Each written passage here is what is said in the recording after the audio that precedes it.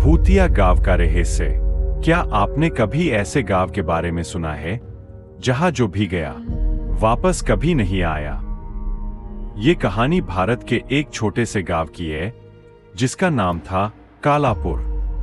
100 सालों से यह गांव वीरान पड़ा है।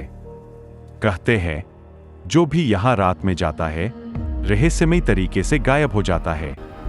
लेकिन क्या सच में वहां कुछ भूतिया है या यह सिर्फ एक अफवाह है? 100 साल पहले इस गांव में एक रहस्यमयी घटना घटी। गांव में एक आदमी रहता था, रघु। वह सबसे बहादुर था, लेकिन उसे गांव के मंदिर के पास किसी अजीब शक्ति का आभास होता था।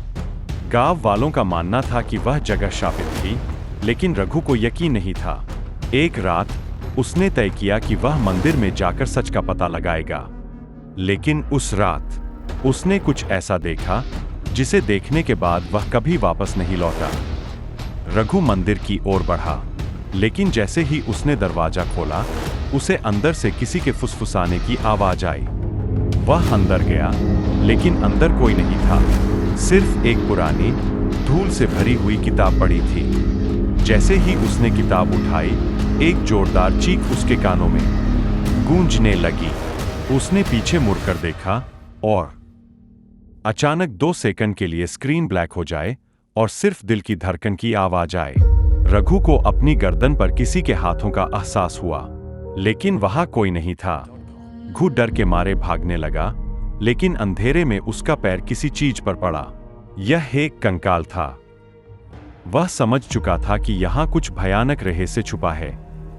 वह जैसे ही मंदिर से बाहर भागा, अचानक दरवाजा खुद ब खुद बंद हो गया और अचानक स्क्रीन फिर से ब्लैक हो जाए। सिर्फ एक डरावनी हंसी की आवाज सुनाई दे। सुबह हुई। गांव वाले मंदिर पहुंचे, लेकिन रघु वहां नहीं था। तब से इस गांव में जो भी रात में गया वह कभी वापस नहीं लौटा।